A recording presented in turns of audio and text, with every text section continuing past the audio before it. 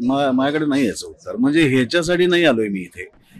Nervous होण्यासारखं अजून काही झालेलं नाहीये. त्यांनी मला सांगितलं की तुझ्यासोबत एक सुपरस्टार असणार आहेत. मंजिरीने त्या काळात पाहिलं होतं मला, मुलांनी पाहिलं नव्हतं, त्यामुळे त्यांना अरे बाप रे बापा असा दिसायचा तरुण असताना. किंवा परत जसं मी आता आपण जिथे आहोत इथे मी शाळेत असताना ट्रिपला आलो होतो, मग इथनं मुंबईत, आणि मुंबई आमच्यासाठी म्हणजे बापरे अरे ती ऑडी ती हे असं सगळं आमचं चालू होतं. त्यामुळे ते मी कॉलेजमध्ये असताना लेक्चर्स अटेंड नाही केलेत आणि मी कॉलेजमध्ये असताना जे नाही केले ते मला आता या सिरियलमुळे करता येते सगळं. हा विचार करून नाही आलो मी इथे. म्हणजे काय मी आता याच्याविषयी बोलू. हॅलो हाय नमस्कार, टेलिगप्पामध्ये तुमचं स्वागत आहे. सोनी मराठीवर लवकरच एक नवीन मालिका सुरू होत आहे ज्याचं नाव आहे तू भेटेशी नव्याने, आणि या निमित्ताने आपल्या सोबत जुळले आहेत सुबोध भावे सर आणि शिवानी सोनार. तुमच्या दोघांचं स्वागत आहे टेलिगप्पामध्ये. नवीन सिरियल घेऊन येतात, किती एक्साइटमेंट आहे आणि किती नर्वसनेस आहे किंवा काय फिलिंग आहे? नर्वस होण्यासारखं अजून काही झालेलं नाहीये. एक्साइटमेंट होण्यासारखं नक्कीच काहीतरी आहे, कारण एक नवीन मालिका, एक नवीन काम, नवीन व्यक्तिरेखा, नवीन गोष्ट. सोनी मराठीवरची तुझी पण पहिली? हो माझी पण पहिली. आमच्या दोघांची म्हणजे अरे वा, हा पण एक योगायोग आहे. मला आत्ताच कळतंय की आमच्या दोघांची सोनी मराठीवरची पहिली मालिका. त्यामुळे असं सगळंच नवीन नवीन असल्याची जी एक्साइटमेंट असते ती एक्साइटमेंट आहे. नर्वस जर लोकांना नाही आवडलं तर आम्ही आता तरी नर्वसनेस नाहीये. सेम माझी सेम आहे की खूप जास्त एक्साइटमेंट आहे की काय वाटेल, कसं वाटेल, आवडेल ना गोष्ट. पण आम्हाला आवडली आहे खूप जास्त. सो कुठेतरी एक थोडासा कॉन्फिडन्सही आहे की हा यार आवडेल नक्की आवडेल. ओके, तुमच्या भूमिकांबद्दल काय सांगाल? तुम्ही 2 रोल करतायत, माही आणि अभिमन्यू, आणि तू गौरी. तर कशी काय ही सगळं जुळून येत आहे? भूमिकांबद्दल काय सांगाल? माही हाच अभिमन्यू आहे किंवा अभिमन्यू हाच माही आहे. माही हा त्याचं 25 वर्ष आधीचं रूप आहे आणि आता तो अभिमन्यू म्हणून कॉलेजमध्ये शिकवतोय. त्याच कॉलेजमध्ये माही म्हणून तो शिकत होता. आता तो जसा दिसतोय, जसा आहे, जसा वागतोय, ते होण्यापाठीमागे काहीतरी घडलंय माही असताना त्याच्या आयुष्यात, त्याच्यामुळे तो तसा झालाय. आता तो का झालाय, गौरी आल्यानंतर नेमकं त्या दोघांमध्ये काय घडणार आहे, आणि मग त्याला माहीचा शोध घ्यावासा का वाटतो किंवा माहीकडे तो परत का जातोय, या सगळ्याची उत्तरं मालिका बघायला लागल्यानंतर मिळतील. पण माहीचं आत्ता या मालिकेतलं स्थान खूप महत्वाचं आहे. सगळी उत्तरं जी आहेत ती त्या माहीकडे ती उत्तरं आहेत.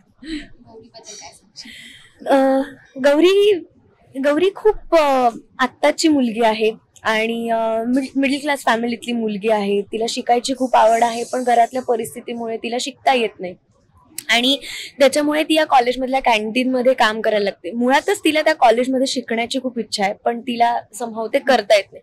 पण मग ती कॅन्टीनमध्ये काम करते आणि ते करता करता तिला अभिमन्यू सर भेटतात आणि मग ती पुढे सगळी त्यांची गोष्ट आहे जी तुम्हाला 8 जुलै पासून बघायला मिळेल.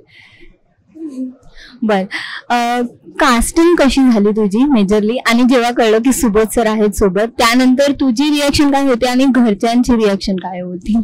ओके, सो माझं कास्टिंग कसं झालं, मला अजय सरांनी भेटायला बोलवलं होतं. त्यांनी मला पहिली गोष्ट ऐकवली, मग पुढची सगळी प्रोसिजर, ऑडिशन वगैरे ह्या सगळ्या गोष्टी झाल्या आणि मग नंतर त्यांनी मला सांगितलं की तुझ्यासोबत एक सुपरस्टार असणार आहेत.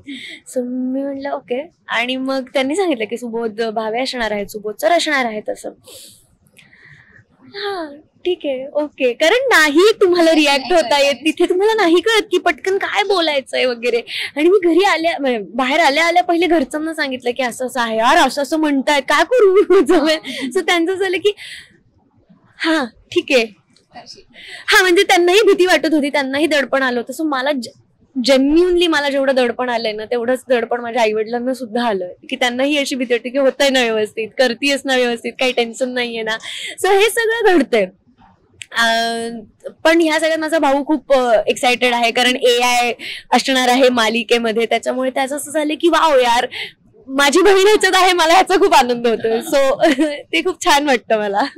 बर, प्रोमोज रिलीज झाले, खूप प्रेक्षकांना तर खूपच आवडले, कारण ते कॉमेंट सेक्शन मध्ये बघायला मिळतं. पण ह्यावर फॅमिलीची रिॲक्शन्स काय होत्या? नाही, खूपच आनंद झाला, कारण मंजिरीने त्या काळात पाहिलं होतं मला, मुलांनी पाहिलं नव्हतं, त्यामुळे त्यांना अरे बाप रे बापा असा दिसायचा तरुण असताना. किंवा 25 वर्षापूर्वी आई वडिलांना पण खूप आनंद झाला की आपल्याला मुलाला परत एकदा त्या काळात बघता येणार आहे. आणि आमचे सगळे घरातले मालिका प्रिय आहेत, त्यामुळे ते सगळे वाट बघतात. म्हणजे असं नाही की ते माझी मालिका म्हणून बघतात, ते मालिकाच बघतात. त्यामुळे त्यांच्यासाठी अजून एक नव्या मालिकेची भर पडली आहे आणि जी त्यांच्या मुलाची आहे, त्यामुळे ते बघतील आता. तुम्ही स्वतःला जेव्हा असं 25 वर्षापूर्वी बघितलं तर काही जुन्या आठवणी काही झाल्या का त्याच्या? त्या ते बघून होतं असं नाही, ते होतातच ना. पण काही काही जागा असतात, काही काही गरज नाही की आपलेच फोटो बघून आपल्याला आठवण येतात. काही एखादी जागा असते ज्या जागेशी एखादी आठवण आपली निगडीत असते. आपण तिथे गेल्यानंतर परत, जसं मी आता आपण जिथे आहोत इथे मी शाळेत असताना ट्रिपला आलो होतो नेहरू प्लॅनेटोरियम मध्ये. त्यामुळे मी इथे आल्या मला आठवलं की शाळेत आम्ही युनिफॉर्म घालून इकडे आलो होतो. आमच्या 2 ST बसेस एका पाठोपाठ एक इथे लागल्या होत्या. मग सगळ्या मुलांना आमचे शिक्षक रांगेतनं वरती घेऊन गेले, मग ते आम्ही बघितलं. मग इथनं मुंबईत, आणि मुंबई आमच्यासाठी म्हणजे बापरे, अरे ती ऑडी, ती हे असं सगळं आमचं चालू होतं. त्यामुळे ते एका जागी आल्यानंतर आपल्याला त्या सगळ्या आठवणी त्याच्याशी निगडीत घडाघडा येतात. तसं ते एक किल्ली ओपन करणं फक्त गरजेचं आहे की ते आपोआप बाकीचे सगळे लॉकर ओपन होतात. तसं आहे. जुन्या आठवणी काही नवीन कॉलेज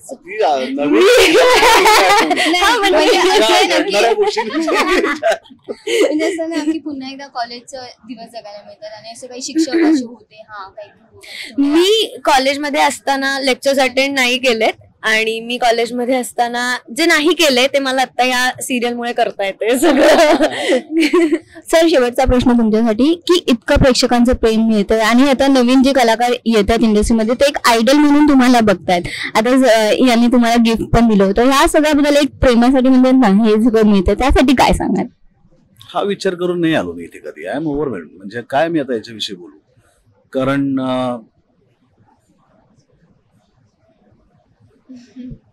माझ्याकडे नाही याचं उत्तर. म्हणजे ह्याच्यासाठी नाही आलोय मी इथे की कोणीतरी माझं, ऑफकोर्स म्हणजे ते आवडतंच आपल्याला की आपलं काम लोकांना आवडतं. आपण कोणाच्या तरी कोणाला तरी आनंद मिळण्यात आपला काहीतरी सहभाग आहे, या गोष्टीने आपल्याला आनंद होतो. आणि जो मला होतोय की माझ्या कामामुळे का होईना पण लोक 2 क्षणासाठी त्यांचं दुःख विसरतात, त्यांच्या चेहऱ्यावरती हास्य येतं. आणि ह्या गोष्टीचं मी कायम अभिमानी आहे आणि की त्यांच्या त्या आनंदाच्या क्षणांसाठी का होईना पण थोडासा मी कारणीभूत आहे. आणि हिला जर असं वाटत असेल किंवा या पिढीला असं वाटत असेल तर त्याचं श्रेय माझ्यापेक्षा माझ्या कलेच आहे की त्याच्यामुळे त्यांना असं वाटतं. ते नसतं तर काय माझ्यात काहीच नाही. ठीक आहे सर, प्रेक्षकांसाठी शेवटचं काय सांगाल सिरियल बद्दल? 8 जुलैपासून सुरू होते, आवर्जून बघा. 9 वाजता सोमवार ते शुक्रवार सोनी मराठीवरती आमची नवीन मालिका तू भेटेशी नव्या आहे. आणि नुसतं बघून थांबू नका, तर तुमच्या प्रतिक्रिया आमच्यापर्यंत पोहोचवा. झालंय. थँक्यू सो मच गप्पा मारल्याबद्दल.